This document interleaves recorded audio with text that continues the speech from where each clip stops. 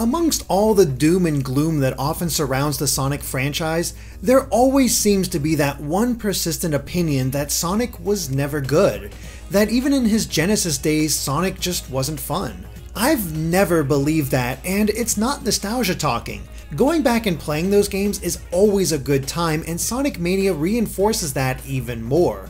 Like Mega Man 9 and 10 before, Mania represents a return to Sonic's roots. Indeed, while Sonic Team remains focused on bringing Sonic Forces to the finish line for release later this year, Sonic Mania has been brought to us by Sonic fangame community superstars Christian Whitehead, Headcanon, and Pagoda West Games in collaboration with Sega of America. And considering Sonic Mania's electrifyingly positive reception upon its initial reveal, it's fair to say Whitehead and his colleagues have had their work cut out for them as they seek to deliver on the enormous potential promised by a game that many of us older Sonic fans never thought would exist. The question is though, is that enough to stand out from what has come before? The gameplay itself is a complete blast from the past and a massive return to form for the Blue Hedgehog. As soon as I started running in Green Hill Zone, I felt right at home. The jumping, the dashing, the momentum of Sonic's movements, it all feels just like it did on the Genesis classics. It was impossible to keep the smile off of my face as I slipped back into my old groove and explored what was new about Mania. As far as what Sonic can do, it's pretty much the same as before. He can spin dash as well as use the special abilities of the elemental shields. The fire shield performs a quick dash forward as well as protects from lava. The electric shield pulls in nearby rings, allows Sonic to do a double jump and protects him from electricity. And finally, the bubble shield allows you to bounce higher into the air and prevents drowning. And as much as I love Sonic's new drop dash move in theory, I wish the game gave you more reasons to use it outside of going as fast as possible in time attack mode. Make no mistake, the drop dash is going to make Sonic Mania speedruns way past cool to watch, and elegantly introducing a new gameplay element into a tried and true formula is no mean feat, but I constantly had to force myself to even remember to use it during the course of regular gameplay. There's also one area in the game where accidentally doing a drop dash leads to an unavoidable instant death, which is an unfortunate oversight. Overall, I would have liked to see a few levels incorporate exclusive routes for Sonic necessitating the use of the drop dash, and I hope to see this move's utility expanded upon in a possible sequel. I felt the same about the drop dash as well, as it never really became a factor for me. Meanwhile, nothing's really changed about Tails or Knuckles. Tails can still fly for a short time and damage enemies with his twin tails. Knuckles can't jump as high but can glide and climb. All three are a lot of fun to use, but I did find myself having to adjust to Knuckles' sudden stops when coming out of a glide. What makes these three so fun to play though is the level design itself. The stages feel big with plenty to see while you're speeding through it. I have always enjoyed the explorative side of Sonic games, and I was overjoyed to see it in full force in Mania. There are so many paths to take, secrets to find, special stage rings to discover, and even specialized areas for each character. I was having so much fun searching for everything I could that I sometimes forgot about the 10-minute time limit. Every zone is stuffed with thought and care as far as the legacy of the series. But I don't think you even need to be a Sonic fan to appreciate it. The level design is that good. So we've established that Sonic Mania's gameplay and its related physics are faithful to the original games, but does that gameplay hold up in a modern context? Well, of course it does. Fun never goes out of style. Indeed, the best levels from the original games take you on momentum-fueled roller coaster rides separated by slower-paced, more thoughtful sections that demand careful platforming. It's a constant push and pull between the player and the game, a little work for a gratifying, high-speed reward. While the classic games are usually judged by how well and how often they do this, Sonic Mania does it constantly. It's abundantly clear that Christian Whitehead and his colleagues in the development trenches have a very nuanced understanding of what exactly it is that has endeared the classic Sonic games to so many. They know precisely how to design the kinds of playgrounds Sonic, Tails, and Knuckles need in order for players to thrive, be challenged, and enjoy the unique release that comes from blasting through a high-speed section following a bout of tricky platforming. Sonic Mania perfectly strikes this subtle design balance between speed and platforming in nearly every single one of its 24 stages, resulting in a shockingly consistent, entertaining ride from start to finish. This aspect also makes up for one of its weaknesses. There's only 4 original zones compared to 8 returning ones, but those 4 are so well made and could easily become fan favorites. From Mirage Saloon's western aesthetic to the Easter egg-filled Studiopolis zone to the 2 stages I don't want to spoil, each one brings something a little new but still familiar to the Sonic world. and I want more of it. I want to see the creativity on display here expanded to a whole cavalcade of new ideas. I know they're capable of it because the returning stages are just as good. However, it's very important to note that in terms of gameplay, every single returning level has been partially or fully redesigned, especially for each Classic Zone's Act 2, which more heavily remixes that level's elements in ways never seen before. However, it's very important to note that in terms of gameplay, every single returning level has been partially or fully redesigned, especially for each Classic Zone's Act 2, which more heavily remixes that level's elements in ways never seen before, with gorgeous new backgrounds and gimmicks that more fully explore the concepts of each returning zone. Absolutely. Green Hill, Chemical Plant, Flying Battery, Stardust Speedway, and Oil Ocean may all be back, but that doesn't mean they're exactly as they were before. Act 1 of each stage hews closer to their original incarnations while still offering up some unique aspects of their own. But as you said, it's always Act 2 where things are cut loose and new ideas are shown. Sometimes they're completely different, like the Bounce Goo and Chemical Plant, while other times ideas from other stages are implemented, like using light switches to clear noxious smoke away in Oil Ocean, similar to how ghosts were kept away in Sand Ocean. It's that level of care that becomes apparent very quickly and help make the game incredibly replayable. Also, I'll be covering the soundtrack in more detail later on, but Sonic Mania very wisely takes a page from Sonic 3's playbook by having Act 1 and Act 2 of each zone punctuated by very different takes on the same overall theme, further differentiating the acts and helping each returning zone feel incredibly new, all things considered. I've already played the full campaign with all 3 characters, and the levels are so intricately designed that I still haven't seen it all. This is a game that feels so familiar, yet holds surprises at every turn, and I still want to keep playing it just as I did with Sonic 2, 3, and Knuckles. Likewise, the bosses in the game are just as fun. Some are simple, while others are quite intricate, and they too are filled with callbacks, references, and pure fan service. They play with expectations so much that I found myself squealing with delight in some cases.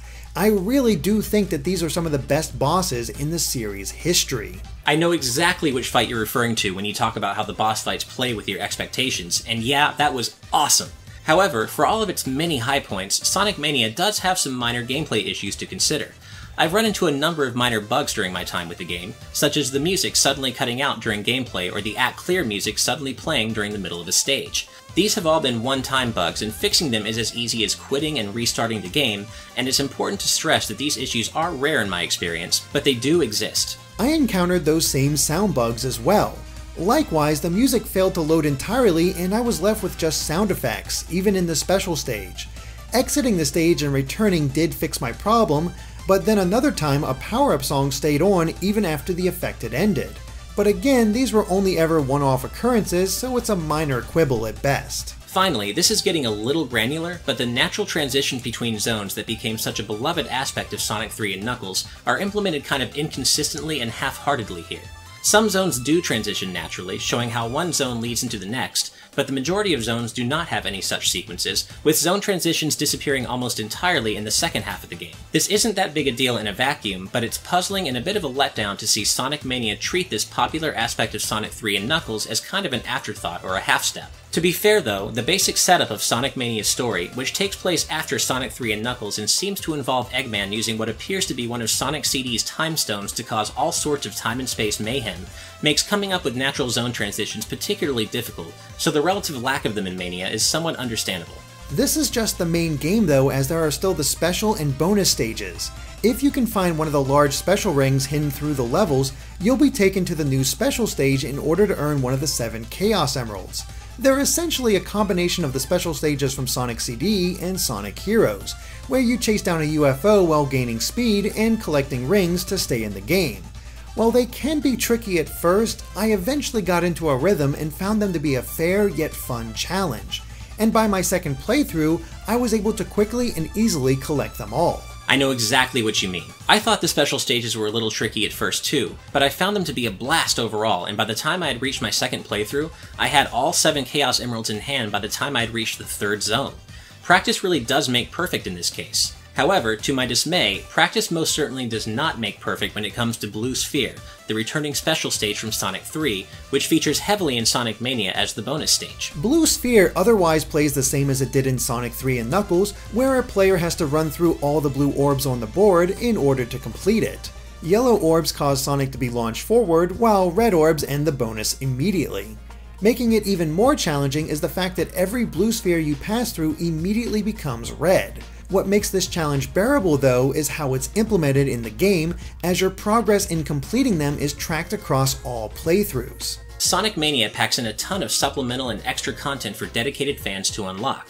The time attack and split screen competition mode, which basically plays like the competitive mode from Sonic 2, become available after you first beat the game, and you can unlock a wealth of extras that can only be described as pure fan service by earning medals in the game's 32 Blue Sphere courses. It's worth doing though, as that fan service adds to the game's replayability and offers up all sorts of new goodies. None of them are huge on their own, but they come together to create a fantastic overall package. The game also looks gorgeous. Every level pops with color and imagination, giving the sense that this is what a 32-bit 2D Sonic would have looked like.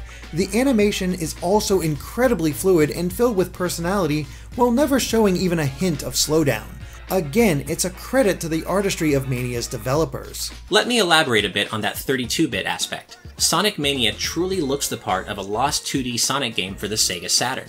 This means multiple layers of parallax scrolling, lots of snappy rotating sprite effects, and a lo-fi 3D presentation for the special stages. Indeed, Sonic Mania isn't just another old-school revival looking to cash in on nostalgia with a retro presentation. It's retro in a very specific, loving way, finally addressing a 32-bit gap in Sonic's history that fans have been waiting to see filled since the mid-90s. These qualities also extend to Sonic Mania's absolutely stunning soundtrack, which comes by way of T. Lopes, another popular figurehead in the Sonic fan community known for his killer remixes of classic Sonic tunes.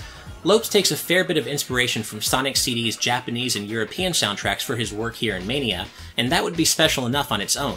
But Mania's music as a whole is actually more like a glorious fusion of Knights, Jet Set Radio, and the Saturn version of Sonic 3D Blast, a true 32-bit miracle soundtrack that's equal parts electronic and funk, delivered with all the chunky bass and rich synthesizers a Sega Saturn could have mustered back in the day. I had high expectations for this soundtrack prior to Mania's release, and to say that Lopes has delivered spectacularly would be an understatement. What he said? No, seriously, from the original songs to remixes of the classics, every track is fantastic. There are so many musical references to be found, and the sheer variety of the song genres ensured that they would never get old.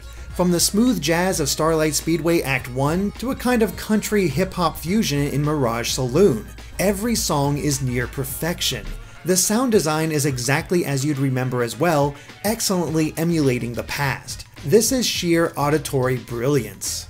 Sonic Mania is a wonderful send-up to the Hedgehog's Genesis era and slots in so well with those games. There is no doubt in my mind that it will be considered a classic. I simply love it. Even with such a large ratio of old to new stages, the old zones felt different from what they were before. Mania manages to carve out its own identity despite this hurdle, and I look forward to whatever this team does next. Even if you prefer Sonic's 3D outings, I feel like this game is worth your time, and if you love his 2D outings, there's no reason not to pick this up. It is simply that good. Dreams Come True is the name of the music duo that produced the soundtracks for Sonic 1 and 2, which is a bit romantic when you consider that Sonic Mania has been billed by many long-suffering Sonic fans as a literal dream come true. Sonic Mania's all-important development mantra, by the Mania, for the Mania, shines through in every last pixel, and the love, passion, and thoughtful consideration that went into creating it is clearly evident. It isn't perfect, but I love it. As Sonic fans themselves, Christian Whitehead, Simon Thomley, T. Lopes, and the rest of Sonic Mania's sterling development team have crafted a true return to form for classic Sonic that washes away the stain left by Sonic 4 and reminds us all that, before the third dimension happened, Sonic was always good. Thanks for watching, and be sure to subscribe to GameXplain for more on Sonic and other things gaming.